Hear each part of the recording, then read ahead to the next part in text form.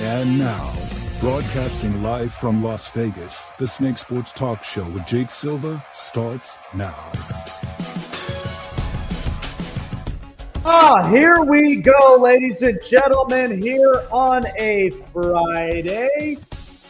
Many sincere to all of you guys, and appreciate all of you guys for making us a part of your day here on the Snake Sports Talk Show, wherever and however you may be watching and listening. We're live on iHeartRadio, Roku, Facebook, all sorts of social media platforms.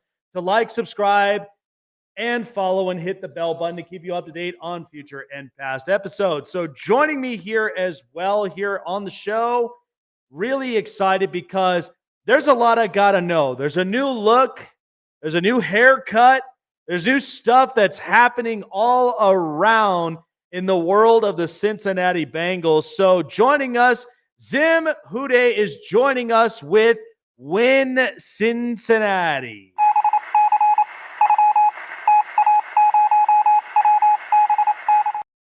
I gotta say though, Zim, like here's the thing, like the fact that Joe Burrow is like bringing back the old, like just the blonde feel, and like, you know, because this is obviously a comeback potential year for the Cincinnati Bengals, and to be playing with a loaded AFC North that I think is honestly like it's going to be one of my favorite divisions to watch, man. I mean, what's kind of the vibe now with like preseason and everything all in between? What the expectations going into 2024 for these Bengals? First of all, thank you for having me, man. I appreciate it. The vibes are, the same. The Bengals, since they've had Joe Burrow, have been one of the top teams in the NFL. None of that has changed. I mean, every year we see teams like the Bills get rated as Super Bowl champions before the season starts with better Super Bowl odds, and then the Bengals proceed to just beat those teams, and they're 5-1 against Mahomes and Josh Allen. And so as long as Joe Burrow is. So as long as Joe Burrow is there, I think Vegas believes this. You're in Vegas, and most Bengals fans believe like we like our chances. Like we really do. Like you mentioned, it's a really tough division. The Bengals won the division back-to-back seasons with Joe Burrow in his first 2 full seasons of football. Like I think it's time that the world just understand that as long as Joe Burrow's there, like they're going to win. Like I don't know why we still have to like convince people that sometimes. I don't know why, but it is what it is. It is interesting because I mean, well, you look at the state of the AFC North, and the only thing that I love about it is because the fact that we've got plenty of competition from here. The Steelers, they knew walking in they cannot be mediocre at quarterback. So they go get Russell Wilson. And then you've got the Ravens, Lamar Jackson, another MVP on his belt. And then there's the Browns and their just immaculate defense. So considering what last year gave the Bengals, and when Burrow went down with that injury, now it's going to be different because now there's a new OC. But I have been told by one of my trusty resources, Joe Burrow likes this offensive coordinator. He feels like he definitely gets a rhythm on this. I mean, how do you kind of outlook it from what last year gave and how this season where they need to pick up where they left off? I think the OC thing isn't a big deal. It's not like we brought him in from the outside. That was my first time hearing I don't know if that's a storyline or anything like that. He's been there the whole time. It's just he's been a quarterback coach and he's been with Burrow all the way through. The head coach, Zach Taylor, it's his playbook and it's going to stay his playbook. So none of that changed. I think that a lot of the other teams in our division, they had a lot of turnover where you're talking about like a team like the Ravens, brand new defensive coordinator, brand new defensive line coach, brand new secondary coach. The Bengals have the same defensive coordinator, same head coach. It's the same playbook. And like you said, he does like Dan Pitcher a lot. They brought in another guy named Riscotti from the Vikings that was instrumental in some of the stuff that they do with Justin Jefferson. They're going to do some of those things with Jamar Chase, moving forward. But I think last year, even without Joe Burrow, the Bengals went 9-8. So it wasn't like they were like the bottom of the food chain. They played in a tough division. They ended up 9-8. They played the hardest schedule in the last 24 years of football. They played 11 playoff teams, which is unheard of and absurd. This year, they're playing a fourth place schedule. Like I said, the Vegas odds and everything like that had them slightly below the Ravens as far as the division winner as far as those odds go, and I think they're probably the fourth or fifth best Super Bowl odds. So they're one of the top teams, and I don't look at some of those other teams as top teams. I think that they've had some good seasons, but you talked about the quarterback and everything like that from the Steelers. I don't know that Russell Wilson is on the level of any of the top tier level quarterbacks. I don't know that Deshaun Watson being the most inaccurate quarterback in the last 3 years in football, I don't think that he's on the level of Joe Burrow as well. So, like for me, like I said, as long as Joe Burrow's there, I feel very confident about it. Of course, if he's not there, I think that those teams are really, really good, and I think they have a really good chance. But when Burrow was there, he won a division back to back. So I will tell you, I mean, me personally, I'm kind of ready for the Brandon Ayuk talks to like literally be over because it's so like blown out of proportion. But somebody who was in the same wide receiver draft class in T. Higgins in 2020, where like you just like I thought when Burrow went down and when the injuries started to pile up for the Bengals, T. Higgins really stepped up in a big way. And I have to ask, because it's speculation into what we're looking at this year. Do you think T. Higgins is kind of playing this thing out like it's a waiting game? Like, well, Ayuk right now is chirping. There's some things that's kind of revolving around. Do you think he's just kind of waiting for that moment right now, unless a contract comes out before something kind of gets out with T. Higgins? Like, what's the latest you're kind of hearing from that? T. Higgins signed the franchise tag like immediately because he understood, and he even said this on numerous reports, is like the Bengals operate very different than a lot of other teams in the NFL. Our team is very famous for allowing Carson Palmer to just say, okay, you'll retire and we don't care. And we went on with the season. Like the Bengals don't do any of that stuff that song and dance. They don't have like reporters putting out stories. Like, I don't know if you've seen the Ayuk latest of like, stop putting out this, like that doesn't happen. And if you do, it's a death wish. Like, don't do that. Like the Mike Brown and it's a family operated business. They keep generally everything in-house. They're doing the same thing with Jamar Chase right now. Like they're kind of protecting him like in a practice format, but it's the same thing. It's like they don't let anything out and they keep everything in-house. But I think the T. Higgins situation, from the outside in, I don't know how it looks, but from our fan base, it's more so he had 700 yards this previous season, which was his lowest ever. So the Bengals are in a bit of a conundrum to say, how can I guarantee that this guy is going to go a season without, like being hurt or whatever, and all these guaranteed monies that people are throwing around? That's the bad part, I think, of the Bengals. Is like they're not guaranteeing a lot of long-term money for people that they're not 100% sure on. And the franchise tag is kind of weird because if they did a long-term deal, it probably would give them more salary cap flexibility. But as you know, with the franchise tag, it's like, okay, this $24 million, it's in escrow. You can't touch it. It's fully guaranteed. It probably costs them more money to do a franchise tag than a long-term deal, because they could at least lower the cap hit or anything. It's a $24 million cap hit. And in the following year, the plan from our standpoint is if he doesn't have a good season, they have multiple wide receivers that everybody's about to find out about that I don't think is talked about enough. Jermaine Burton and Andre Yoshivas are serious. Those guys, we all believe, are an upgrade over Tyler Boyd. So I think the notion that the Bengals wide receivers got less than is super false. Like, y'all got to pay attention to what's going on. Yeah. If those guys are any bit of above average and T. Higgins doesn't have a good season, they'll just move on and say, okay, well, we'll let somebody else pay that, right? let's say he does have a good season. The Bengals have over $50 million in cap space in the 2025 season. They'll tag him, I believe, again.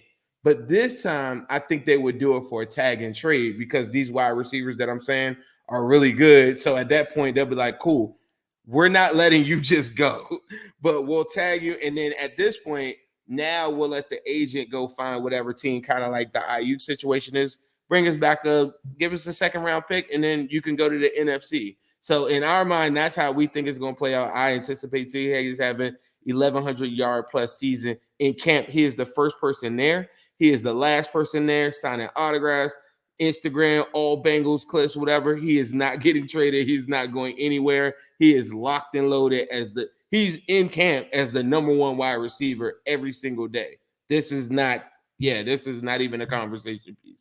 Which it makes sense, because I like with this Ayuk situation, and I'll talk a little bit more about it here on the show, but I just feel like right now with the situations, what I'd be paying for because Trent Williams is talking, I'd rather pay my left tackle because if I'm going to pay Brock Purdy, I need to make sure my offensive line is solidified.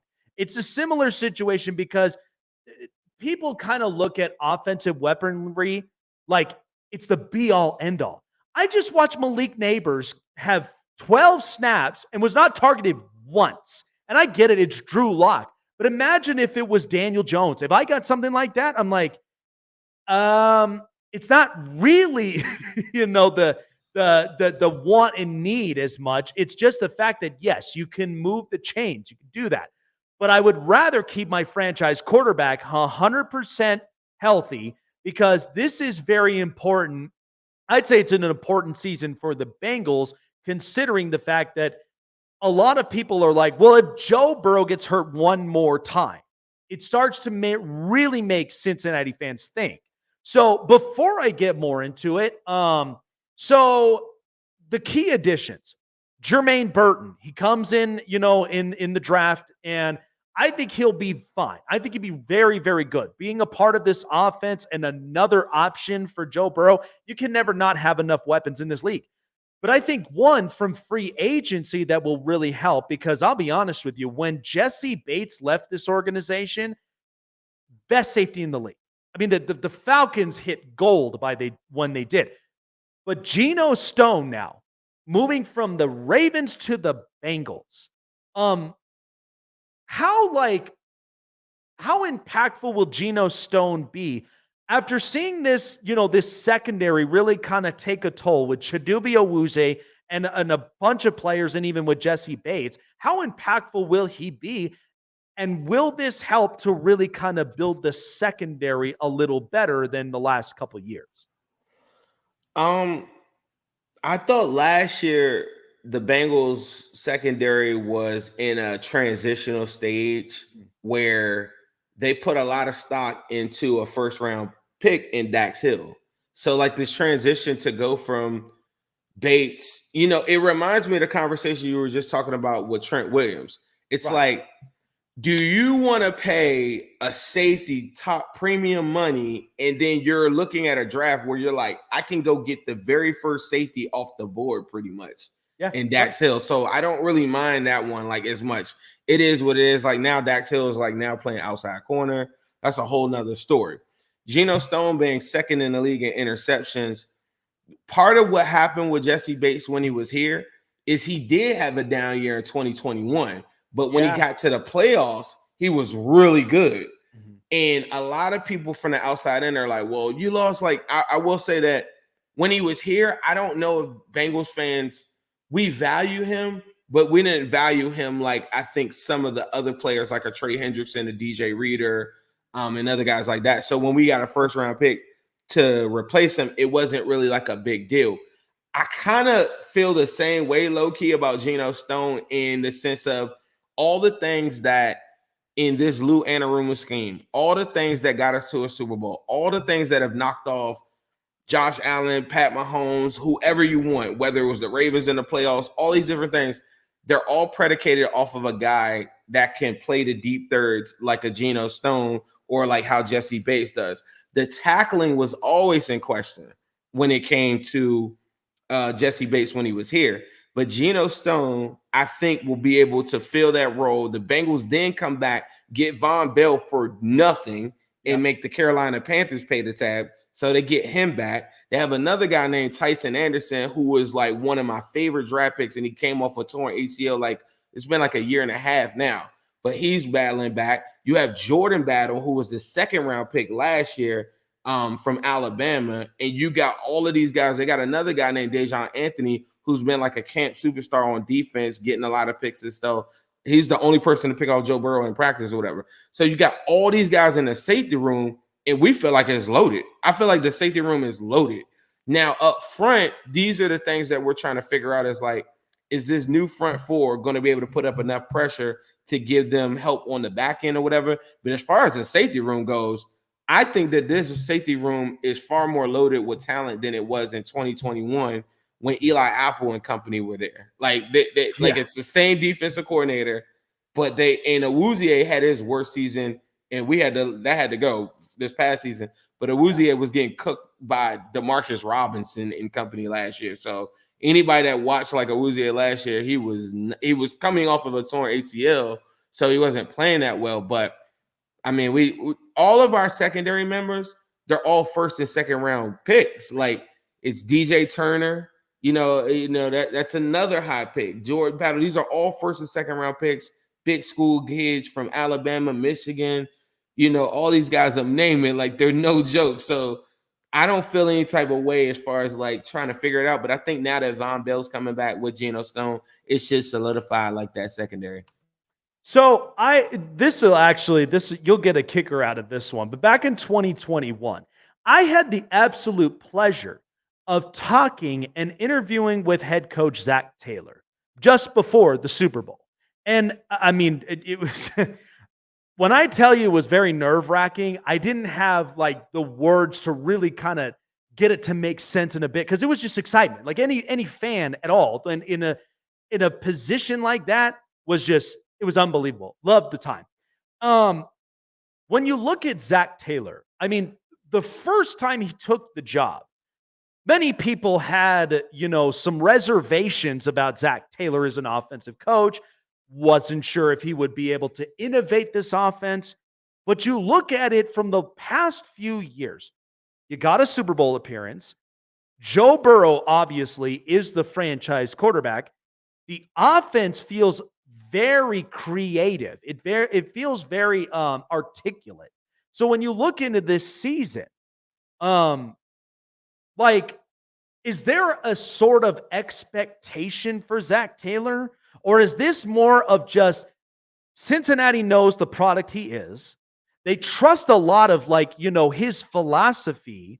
So how would you really evaluate Zach Taylor in that regard? Because honestly, the way that he put everything together, and even alongside with Brian Callahan at the time, and now taking the Tennessee job, this is one that I'm like, I'm a fan of Zach Taylor, like the guy. I thought he was great. But it's just like, this has to be the season where it really does turn a lot of people's heads this year, right? Yes and no. I don't know, man. I really feel like Zach Taylor, like, you got to think the Cincinnati Bengals, though, have only had like a couple coaches. Like, they're not like some high turnover type. You know what I'm saying? We had Marvin Lewis for like almost 20 years. Like, oh yeah, that was a long time. You know what I mean? So like, they don't rotate like out of this stuff like that often. Like, their coaches kind of stick around, and I don't know. I don't know if there's any pressure on him. I think if Burrow is there and you just saw like a total collapse or something like that, I feel like some of these other coaches, like the Cowboys or something like that, like when McCarthy, like, he's in the hot seat. Like, this is like make or break. Tomlin, to me, is like, this is like make or break. I think that's part of the reason why like Ayuk is like a big deal. If you look at their wide receiving core of like Van Jefferson as a number 2, like, come on, bro. Like, I'm just saying, like, that's the desperation levels for Brandon Ayuk, because this is his last hurrah. I don't feel like that. Joe Burrow gives the biggest endorsement in the world to Zach Taylor. Like, right. And Joe Burrow is the man. He, like, in Cincinnati, like, whatever Joe says or whatever Joe wants, he gets. And I just couldn't see that. I don't feel like there's anything with that at all, like in my mind. I'm not the biggest Zach Taylor fan, so to speak. I do believe in his playbook. I think that he gets a bad rap for a lot of stuff. He doesn't, I'm a Bengals fan. So like the Bengals, the Joe Burrow he's never had a first team all pro, right? But all these people talk about Joe Burrow like he has he's got weapons and he's got all those things. Joe Burrow inherited a 2-win team. Joe Burrow has never had a first team all pro, whereas teams like the Ravens are flooded with all pros in the Lamar Jackson tenure. And all these other teams have been flooded with all of this other stuff around them. Joe Burrow took the 20, and Zach Taylor and company took the 28th ranked offensive line to a Super Bowl. Right. Not to, like that was in January. That was in January of 2022. So it wasn't that long ago. Then he comes back the next season in January of 2023. They go and they had 3 offensive linemen, missing in that stretch where they go and lose to the Chiefs by 3 points at the buzzer. But you might be talking about Zach Taylor at back-to-back Super Bowl appearances. Right. So, like, you got to think about this, too. And in the midst of that, he was on a 10-game win string. It was the number 1 ranked team on all ESPN things and stuff. That was just a year ago, January 2023. We're in, now, mind you, that was in the 2022 season, but it wasn't that long ago. And in my mind, I think Joe Burrow's been saying this thing, and on his Instagram, he says mass amnesia. But it's something for me that I'm glad you got me on the show, is because I feel like the world has got mass amnesia because of the conditioning of what the Bengals were when they were kids. Just like when I was a kid, the Patriots sucked. And then, like later on, like the Patriots are what we know them to be today. And people don't realize, like, as time goes on, like, things change. And the Bengals are in the driver's seat of a lot of conversations. Like I said, you're in Vegas. Go look at those I see BetUS right here. Go look at those Super Bowl odds. Vegas is nobody to be playing around with. So when we talk about, like, like how good this team is going to be, I think if they had black and yellow on their uniform, if they had blue and red on their uniform, if they had purple and black on their uniform, they probably had a second best odds in the NFL to win a Super Bowl. Like, that's who the Bengals really are right now. But because they're the Bengals, people do not take them that serious. And I don't know why, because they knocked off every team that you can name me. So I don't get it. So as Zach Taylor has done all these things, he's never gotten credit for any of that stuff. And I definitely think that he deserves way more credit for outdueling an Andy Reid or outdueling, at that time, the Super Bowl favorites in the Buffalo Bills. Totally killed them at their stadium, at their house. If anybody else would have did that, I don't think that people would look at Zach Taylor like anything other than the fact that he knocked off a lot of teams and won back-to-back division titles with Joe Burrow. And even in his worst season just now, they go 9-8 without Joe Burrow. Right. Oh, yeah. No, you make a great point up on it. That's why, like, even with this show, because for me, I try to find the silver lining behind many of the sports stories that I come across. Because in the end, I tell people all the time, it ain't my words that I'm basically just saying right behind the mic, but I have great guests up on here. I mean, I've had former players on the show, and they're saying a lot about, the construction of the team, the way that things are structurized, and does it build fluidity in either the offense or defense? And which is why I'm like, I got to get more perspective. I got to see somebody that is within the organization. I got you. Hey, I got you. That's what I'm here for. We just had an interview with Corey Dillon a week ago, Andre Yoshivas. I've done AJ Green interviews. We've done anybody on the team on Cincinnati. This is why you got me here, Jake the Snake, is because I'm the guy that has been an extension of our fan base in my eyes in terms of interviews and getting those guests, the Hugh Jacksons of the world, the TJ Houshmandzadehs, Willie Anderson. The list of what me and my partner Ace have done for Cincinnati is very extensive, and a lot like Zach Taylor, we really don't get that much credit online, but that's cool. That's cool. But we've done some big interviews and current players that we actively have like on our show every single week. So I feel like, and then a lot of these guys are my friends. So I feel like the contacts and stuff like that, I get a chance to tell you like what I think is going on based off of my actual interactions with people in the front office. You know, like the director of player personnel is a good friend of mine. So, you know what I mean? So like, these are all good conversations that people get access to every time that they get a chance to hear me talk about football. I'm telling you, it's quality content at the end of the day because for this show, like it's an all sports show. So it's like, my personal fandom, I don't ever try to throw it out there. I know me personally, I've been a Charger fan since I was 7 years old. So like for me, it's like whatever experience. I mean, I've interviewed Jalen Mills. I've interviewed Maurice Jones-Drew. I've interviewed David Tyree. I did too. And just recently, I had James Canada, the cornerback Rod Smith from the Panthers and Patriots. Nice. And then I had Anthony Armstrong. So it's like all of these experiences that I have with these players. I'm in the driver's seat of like the journey road. What it takes to be an NFL athlete through and through, because it's a lot of work. It's hard. And so it's like to be there. And then even for former players, to evaluate like current stars now, like the way that the league was back then and what it is now is just something like you can't help hold like the NFL fandom in you where you're just like, man, this is an exciting moment. I can't hold it together, but I have to be professional about it. Right. And so it's just that exciting. You know that the Bengals play the Chargers this season. That is right. And you know what? I am tuning into that game myself, my friend. I hope so. Get your popcorn. You can go and check out. I've got my other personal Charger channel that'll be on here in a bit. Charger Syndicate. Yeah, I talk a lot about Chargers. Yeah. You should check me out that week. You're not going to like me, I promise you, because I will let you know 100% you're watching Joe Burrow, and this is everything that you wish Herbert were. Oh, that's man. Exactly that's where I got to have you a guest on there. And listen, I love my good friend, NFL Mike. I love that guy. Absolutely love that guy.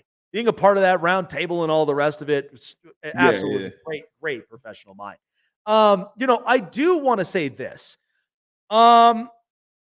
So I was evaluating because last year, and this has been a trend for the last few years, is quarterbacks that get the big bucks. This year, Jordan Love, Jared Goff, Tua, Trevor Lawrence, and one other quarterback I'm forgetting about. They all got the bag. But here's the big question. Do they actually last long enough throughout the season? Because this has been a trend. And if you think about it, Joe Burrow got the contract, but yet got hurt and was out for the season. Justin Herbert ended up getting $52.5 million, and he's out for the season. And then Jalen Hurts, he gets the contract. They were on a roll. They were on fire. And then the most colossal collapse to the point where Tampa knocked them out of the playoffs. Is that a kind of a healthy reservation to have with a quarterback? Because considering, like I've always said this, there's always a quote, and a quote that goes from the late great rapper, more money means more problems. So ultimately, is that a kind of a reservation that some fans for some teams, it's okay to have? Or is that just, or is there really kind of like the outlier out there that plays more than what the contract pays out? Because the only outlier right now that hasn't been paid is Dak. And so I'm just kind of like, well, how will this season pan out with these guys that got paid? I think that's a very complex question. It depends on the quarterback. And a lot of the things, and this isn't to take a shot at Herbert, because I think Herbert went to the best situation for him. Yep. The Bengals needed a guy at the time. You got to think, listen to how I talk. I'm confident in everything I do. Even when we didn't have Joe Burrow, I'm confident. I'll tell you about Ocho Cinco. I'll tell you about Hushmanzada. I'll tell you about, like all this stuff. Like I've never, like this concept that the Bengals are like losers or whatever. Like, I don't know. I didn't live through it. I'm a little younger. So we went to the playoffs 7 out of 10 times. So like, you know, like I don't understand like some of the stuff that gets associated with it. Sure. But the fan base needed a leader that was super confident, that carried itself as such, and were able to put pressure on the front office to do things. And I think Joe Burrow represented that. And to me, it makes his value like endless. Like to me, it's like if I discovered Facebook before people knew Facebook existed. Like how much would you invest? I would empty my whole bank account for it, because once you get him, you get free agents every single year that come, like a Mike Gesicki this year, that come for pennies. Or you know, in the past we've had so many guys like Mike Hilton, Owuzie, all these dudes, even Sheldon Rankins right now. They all, the first thing that they do when they come to their presser, they literally say, "We came here because of Joe Burrow." When Orlando Brown was brought into the fold, that was the first thing they said. You played for Pat, you blocked for Pat Mahomes, you blocked for Lamar Jackson, you're a Pro Bowler. What made you come to Bengals for a little bit less? He was like, Joe Burrow. You know what I mean? So when you have like a entity like that, from the outside in, I can't really explain it to you. He wore Cartiers and he had the whole city wearing Cartiers or fake Cartiers from Amazon. Like he brings back return on investment, like anything, like nothing I've ever seen. My partner made a shirt. He wore the shirt to the AFC Championship game. My partner made probably like I'm not gonna tell you how much. He made a lot of money in one day off of Joe Burrow. You know what I mean? And and a lot of people that they don't like him, I think, on the outside, because they're like, why is he on my timeline? I can't stand this guy. Like, oh my God, they gotta show him every time he shows because his hair. It's because the impact of Joe Burrow, it's no amount of money. Like the Bengals should have gave him $80 million. And you'd be saying, well, what about the rest of the team? He showed you in 2021. Like I said, he doesn't have any first team all pros. He doesn't have any of these things that everybody else has. Yeah, he did have a Jamar Chase, but he had to tear his whole leg up to get him. Right. T. Higgins, Tyler Boyd and company and all those guys, all 31 teams had a chance to go draft him. Those are second round picks. The Bengals didn't go and buy their Tyreek. You know what I mean? So it's like this concept and everything. That's why I love coming on shows like this. The perspective that I have, it lets you see like, whoa, like, okay, I get it. Now, I can't speak to the impact of the city of some of these other guys, but if you don't have a guy that, you know, if you feel any bit of reservation, like I said, I watched Andy Dalton and company go to 7 out of 10 playoffs and win no games, right? Took a team in his first year, go straight to the playoffs. I've seen that. But in the back of my mind, I knew he wasn't the guy. If you're listening to this right now, if you're right now and you're feeling that little bit of like, I really don't know, you got to trust your gut. And I'm going to tell you right now, he ain't the guy. If you feel that way, the difference is when Joe Burrow came here, nobody in our city, there's no, like, I go into every game thinking Vegas has the Bengals favor 14 out of 17 games currently right now. They have the biggest odds in week 1 right now. You know what I mean? So from a fan perspective, can you imagine? Like, I go into every game thinking I'm gonna win. I've only seen him lose to Mahomes one time. I've only seen him lose one time. So if a guy like Tua, I'm not trying to call him out. I don't know if he could do it. I look at their offensive line. I think it sucks. I know that Joe Burrow could take Tyreek Hill, Waddle and company and go probably on a deep playoff run. Their offensive line is so bad to me. I think that that's an instance where they paid him too much in this rare occasion, and they got all these weapons and stuff like that. I just don't think that he could do what Joe Burrow just did. And a lot of teams are saying, well, let me get the quarterback and go get the weapons around it based off of what Joe Burrow did in my mind. Because when we selected Jamar Chase, it wasn't an open and shut case. It was, you're going to get Joe Burrow killed. Y'all need to draft Penei Sewell. The Bengals went against what everybody else was saying and drafted Jamar Chase and did the unthinkable. Now, all these teams now go get 3 wide receivers, all of them. But I don't know, to your question, I don't know if they could hold up. I don't know if they could go all the way through and do what Burrow did. Because if you don't have depth behind there in the offensive line, I'm going to tell you, in the 2022 season, it was 100 times better than the 2021 season. Yeah. But the offensive line got banged up in the game, in the most important game before the game, and they were missing 3 offensive linemen, and Joe Burrow lost the game by 3 points at the buzzer to the Chiefs. He could have went to back-to-back Super Bowls, but that little bit of like to the resources around him, it just isn't enough. And Pat Mahomes, that's why you got to tip your hat to Pat Mahomes. He's gone through a lot of different things that no matter what, their front office is phenomenal too. But he's been available, he's been healthy. You could pay him whatever you want, and he's proven that he's that guy. I don't know if there are guys that could do what Joe Burrow has done, and I don't think any of these dudes that we are talking about could do what Pat Mahomes has done as far as stay healthy, extend plays, be durable, and stuff like that. None of them, because to your point, all of them ended. All the quarterbacks in the AFC this past season were all hurt, with the exception of Josh Allen, Lamar Jackson, and Pat Mahomes. All of them got hurt. Yep. So, you know what I mean? It's one of those things where, bro, we got to find out. But I'm going to tell you, the one I'm keeping my eye on the most is the Dolphins one, because I think that the offensive line, they're looking at themselves like, I think that we could do what the Bengals did and just take our weapons and go to a Super Bowl or go make a deep run. And this is our formula. And I don't know. For him, I think that's not a good idea. That's just my personal opinion. I think he's a pretty good quarterback. But to me, the only other way you could do it is the CJ Stroud formula. Get a quarterback on a rookie deal. Don't pay him much, or do what they're doing currently with Brock Purdy, and then throw every dollar you got at all the positions around it to make you have an elite team. And I think for the most part, the Bengals did that through free agency.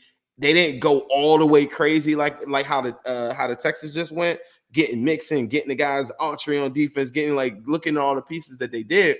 But that's what you have to do in a rookie contract, because in 2 years from now, they're not going to be able to do that. CJ Stroud's going to be up. He'll be the highest paid quarterback in football, and you're going to be looking at a room that's got like one guy left. It'll be one Nico Collins, and you'll be trying to figure out, are you going to keep your Jesse Bates?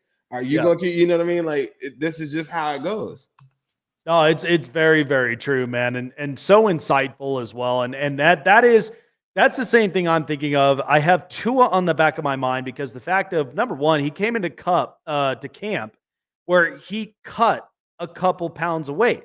And I'm like, what's the purpose of this? Yes, to be agile, to move around. But then at the same time, what happens if he gets hurt again, even if it's another concussion or something like that of that nature? You just don't know, because in the end, I like what Mike McDaniel's done with the Dolphins. But I thought this was the year that if they really drew the line with Tua, I felt like the Dolphins, my takeaway was, and I just watched him last night, could you imagine Joe Milton in this offense with his skill set and the way that, the fact that he's got a rocket arm too. I mean, Tyreek loves that. You know what I thought would have been crazy? It's too late for it now.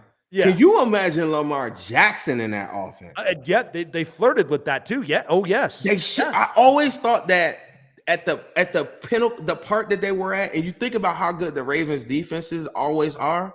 Yep. I would have gone Tua and maybe get their Russell Wilson or something like that. Right. Take all the picks, take everything that comes with it, because you know that they're going to draft like Kyle Hamiltons and Linderbaums and stuff, right? Mm-hmm. And the Ravens would have had that, and then they would have just moved forward. And I could be dead wrong, because Lamar Jackson winning a Super Bowl, I look like an idiot, whatever. But at this point, he's 2-4 in the playoffs, so it is what it is. Yeah. But Lamar on that Dolphins team is the USA 4x1 relay. Like this, that is insane. I always wanted to see that. I don't think anybody would have been able to stop it. Like I was talking to players, and they were just like, bro, like if they got him, there's no team that could stop that speed. I always wondered that. Can you imagine them faking a handoff in an RPO to like Mossad?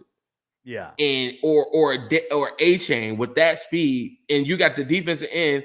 He's got to go. Like they could literally run. Nobody would keep up. They could run two plays and just go all the way down the field like that. They really wouldn't have to even pass the ball with Lamar Jackson with that amount of speed. I mean, I guess guys would probably take their free hits on Lamar in the way that I'm talking about.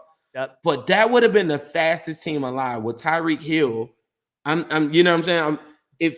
if he sees a one-on-one, he would just launch the ball down the field and like, you know what I mean? But And he's disappeared, and he just goes and gets the long ball. I just thought that like, bro, I don't know. I just thought that would be like the craziest team of all time. But I guess we'll never see that one. But that would have been crazy to see. That's some Madden stuff. I had imaginations of it. Like I was just like, could you imagine that? I think it would have been such a good fit. And Mike McDaniel would have refined a lot of his skill set. He would have gotten him to a point where it's much more accurate than what we saw at Tennessee in the SEC. But then also you're in an NFL level. So now you're making quick decisions like that. And then you're there being very, very productive. But again, you could only dream of something, but still, I mean, the wave of quarterbacks that we're getting the next couple of years is just truly insane. And I don't know. I just don't know how we're even going to be able to contain ourselves with it. The wide receivers as well too. Yep. And I think that the wide receiver market is going to like Jamar Chase and CD will be last, right? But they'll be right at I don't think anybody gets more than Justin Jefferson. But I think the crop of talent that's coming in, I think teams are now about to say, yeah, like we're not giving out that type of money to all these wide receivers like that. We're capping it off right here. Like you're not better than Justin Jefferson, Brandon Ayuk. You're not better. You know what I mean? Like they'll get to a point where I think that market is starting to like it'll flatten out pretty shortly. And that's going to be another interesting thing because right now everybody's like, yeah, you got to pay that guy. You got to pay that guy. But like I told you earlier in the show, if you play fantasy football, I'm not telling you to, this might be your very last pick in the draft.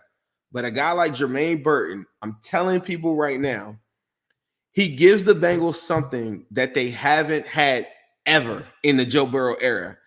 He's one of the best deep threats in all of college football, ahead of Marvin Harrison when you really go drop down like the actual analytics on what he did at Alabama. Mm-hmm. If they're able to put him on the outside, the Bengals haven't had an outside threat since Marvin Jones, which was a long time ago. Jamar Chase is an outside threat, but what they want to do really is put him in the slot, like how Justin Jefferson is moved around all over the place. Same way, that's what was instrumental for CeeDee Lamb. You go look at St. Ra, all these guys, they're all operating on the slot. Puka Nacua. Because you're getting your best wide receiver matched up with a worse corner. And then on the outside, you're taking the team's best corner. I'll say, if I'm playing the Browns, I'll say, okay, Denzel Ward, are you going to travel to the slot with Jamar Chase? He's probably not. In most cases, he might not. They got a guy in Greg Newsom that can go to the slot or whatever. But let's say he stays on the outside. Now I have a matchup where I don't have Jamar Chase on your best corner. And I'm giving you like that. That would be like the best case scenario for like the Browns who have a really good defense, right? So imagine a team that has like just two good corners, Jamar Chase in the slot, and then you have to account for Burton's speed. I think Burton honestly might be faster than Jamar Chase when I watched them like the highlights, and he's way bigger than I ever thought he was. Like his lower body and stuff. I tell people at the end of your fantasy draft, Burton and Chase Brown, the running back, who is super fast.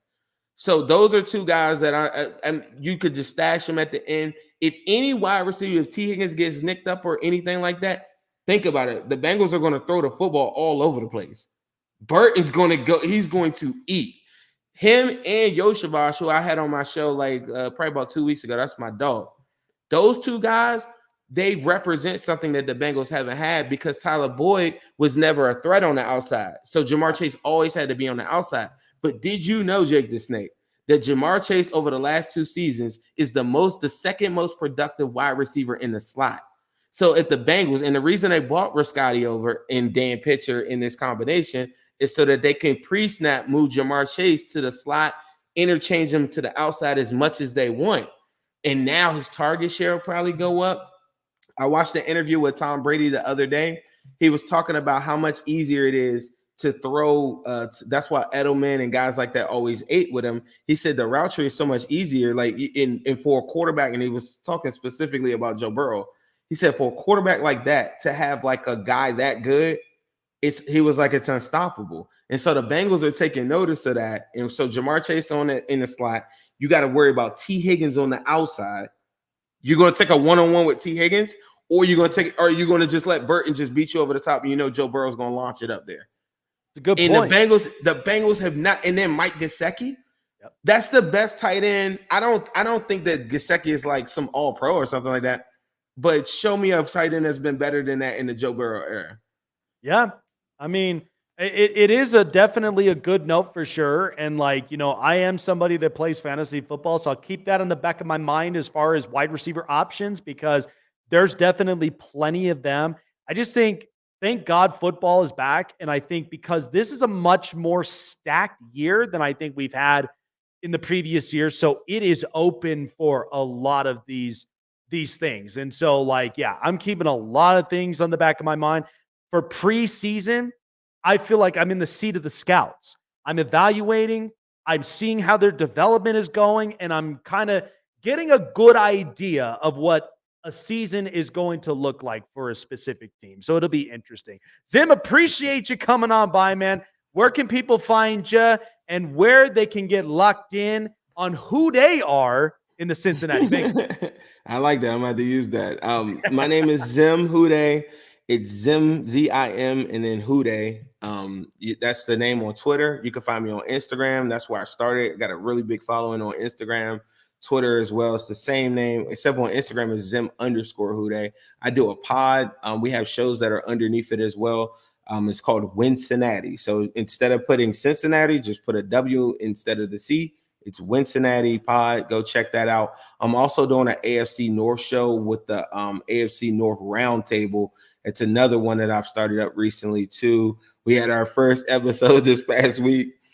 It was pretty intense, as you can imagine. I'm the catalyst of a lot of those discussions, or a little bit of the outrage, because they're like, "Why is this dude talking like that about the Bengals?" And it's so here we are. So.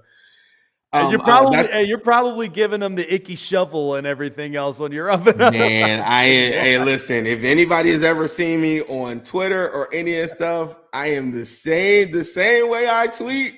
It's the same way I am.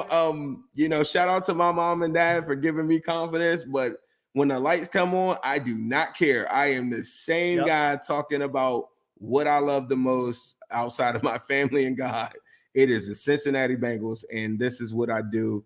And I'm very, very happy that you had me on here today. Well, the feeling's mutual, because the fact of I love what I do, and I'm deemed America's honesty mind, because we have to be honest about all these conversations with all these teams and players. And so finding that silver lining, that's why bringing on amazing guests like this really helps to make things so context. You gotta add that. And so absolutely. It's been a pleasure as well. And this is my thing. I'm trying to get in with the cowherds of the world, where I'm really trying to get into radio, broadcasting, so much of it. So it only takes real good steps from there. So appreciate you, Zim. Appreciate you. Great insights and contents, man. Have a great rest of your week and the weekend, and we'll see exactly what the season beholds for the Cincinnati Bengals. Yes, sir.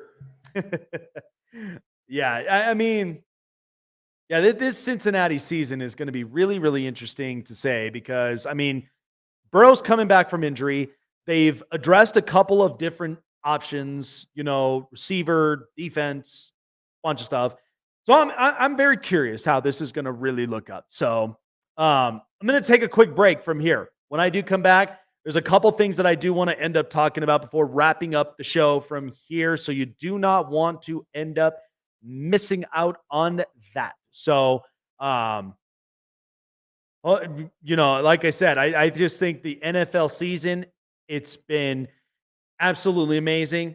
And I cannot wait for what, this year is going to look like with preseason already underway. So be back. Don't go anywhere. Snake Sports Talk Show here on Roku.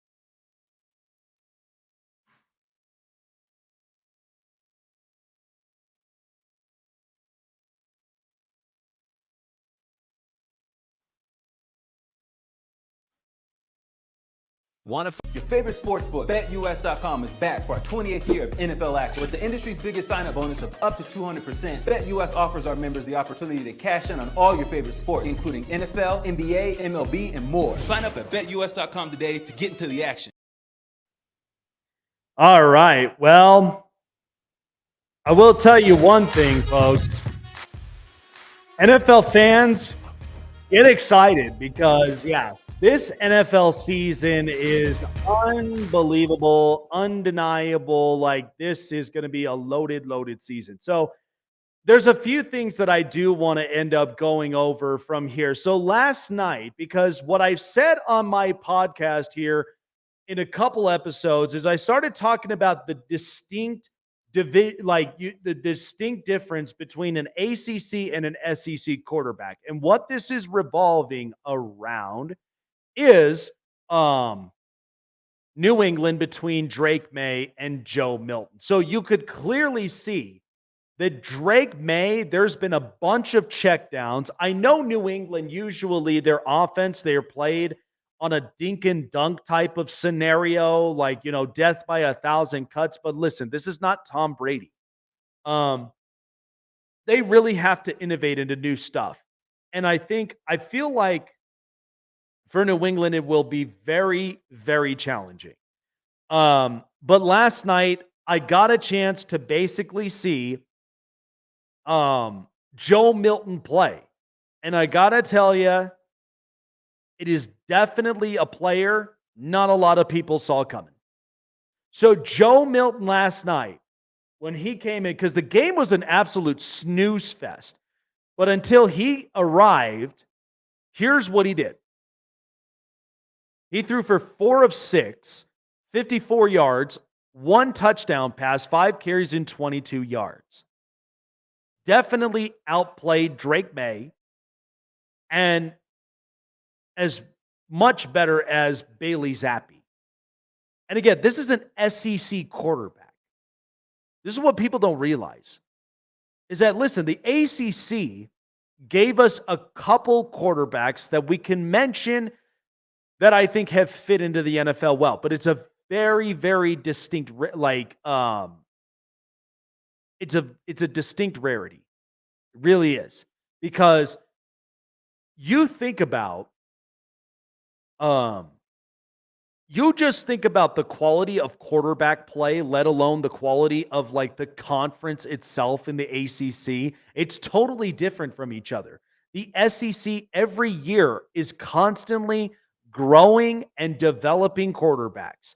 That's why I think with Joe Milton, when a lot of people didn't really get to see his production or let alone his type of build as a quarterback, the guy's unbelievable. And I think at the same time, he was number 6 in my top 10 NFL draftees next to Alua Shanu.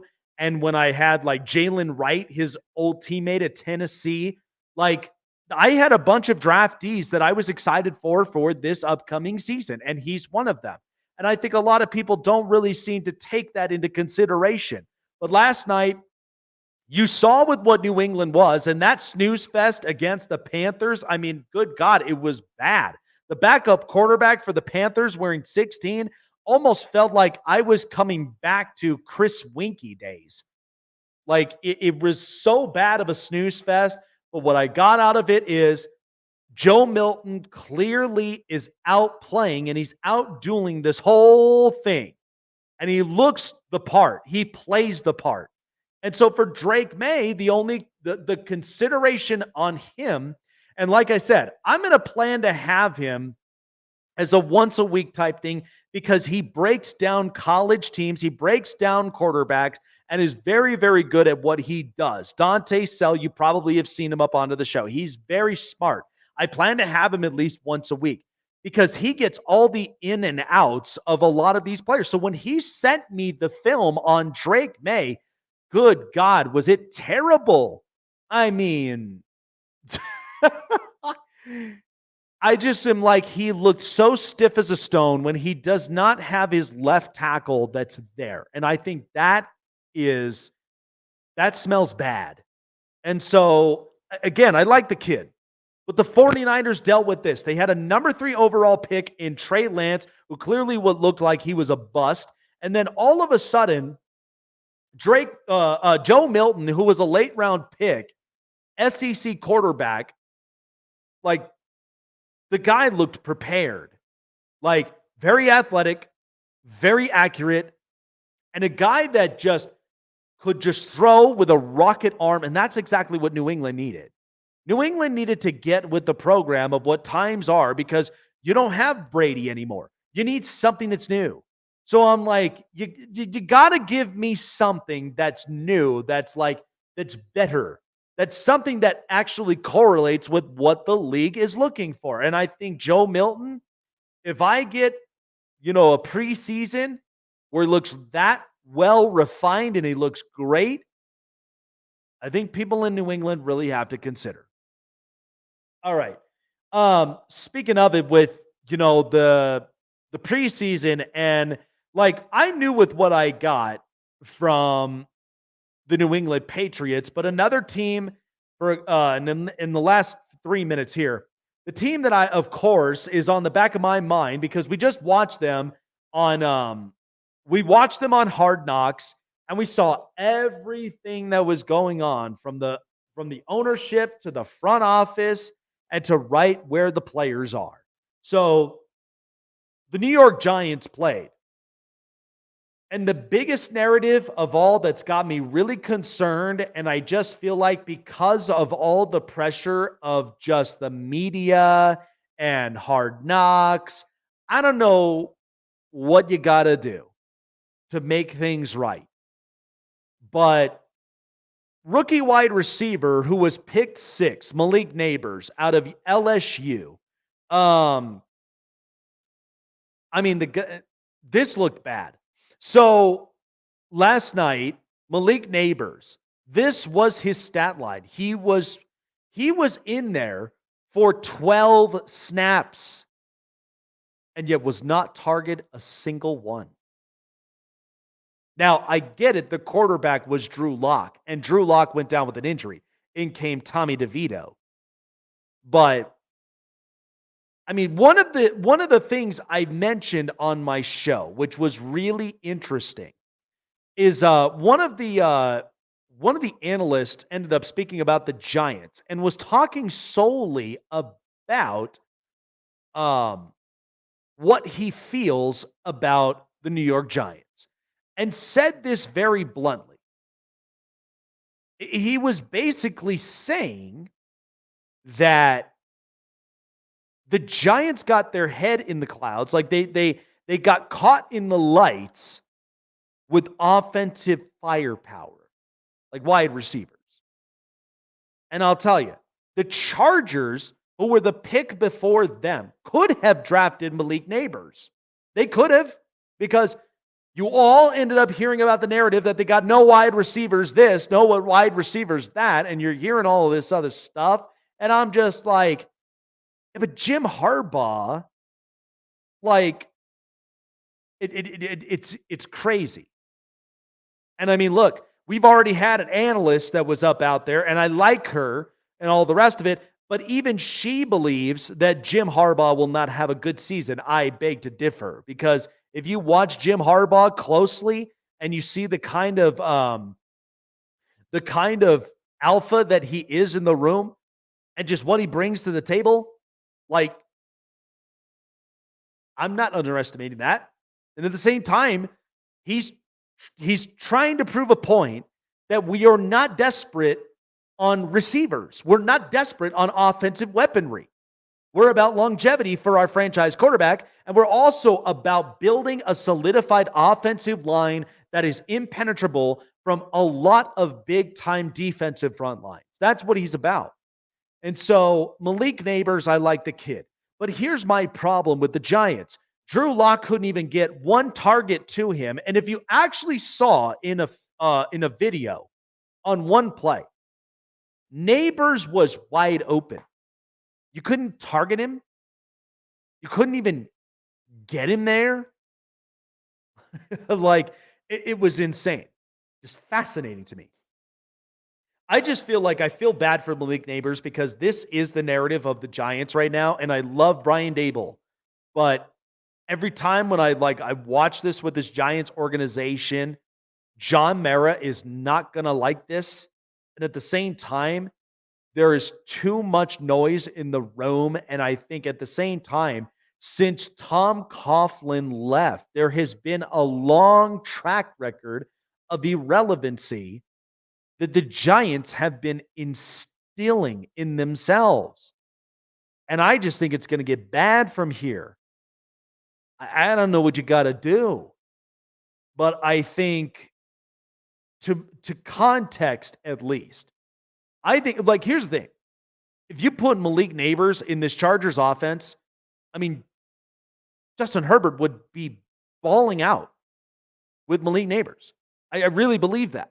Because with the arm and the talent that he has, Malik Neighbors would love this. And he's thinking on the back of his mind that I'm like, God, if only I was drafted by the Chargers. You can see the look on his face. But you got to deal with the cards that were dealt. You're in New York. The thing is, and the question mark is, do you still have the same quarterback with Daniel Jones? Or maybe you go get a different quarterback in the draft next year, which is a very big possibility. I would argue that I feel like, Daniel Jones, I've seen so many snaps from him. I've seen so many different games from him, and I'm not very much a believer. I'm not sold. I just don't think that you're going to come to a conclusion on this and think, yeah, he'll be fine. Yeah, no, I've seen other quarterbacks who have done better. So let's see. But I mean, you got to be honest with this whole thing. But we are really finding a lot of these draft picks right now, which is why I get excited for preseason, because this is my scouters kind of thing. I am looking at a position right now where I love looking at a lot of these youngsters. And that's why I feel like a lot of these rookies, you're going to see what kind of talents they got. So I'm telling you, keep your eyes open, because I certainly am. My scouter's mind, I'm not very rigid. I'm very open to a lot of this stuff. And I'm looking at the potentials, and I'm just kind of understanding, because it's great content, at least here. Gives me more full context of what I'm about to find out for a lot of these teams and how these players are going to really adapt and evolve. So let's see. So preseason's been really, really good. By the way, I just saw a video not too long ago of a beautiful throw by Michael Penix. So again, many, many rooms for improvement, and there's much more room for evaluation and very much contextual stuff. So it's great. This is going to be great. All right, folks. Well, that's going to do it here for me on the show, on the Snake Sports Talk Show. Zim from Cincinnati. Appreciated his context and appreciated his insight for the Cincinnati Bengals. Loved it. Man, did we get everything this week. Next week, by the way, all of you who are on the lives and all of you who are on here right now, I am stacked. This next week, I'm trying to get a bunch of teams in before the NFL season and the prime predictions begin, because this is where I get full of my context. So next week is loaded and it's stacked, and I cannot wait to share it with you all. Show is brought to you by BetUS. When you sign up $50 or more into your deposit, BetUS gives you a 125% bonus of up to $2,500 in winnings and 30 risk-free bets when you sign up. I'm really excited about this year, because my prime predictions, I was solid last year, but I am bound for a bigger leap come this up and coming season. So you do not want to miss it. And also on SeatGeek, All you NFL fans out there cheering on for your favorite team, showing off your fandom, use SeatGeek, the most trusted ticketing app for your next event, by using promo code SNAKESPORTS for $20 off of your purchase of your first ticket. The Snake Sports Talk Show, Dick Silva signing off. Enjoy the rest of the week and the weekend, and we will see you next week on the edition of the Snake Sports Talk Show. See you later, everybody.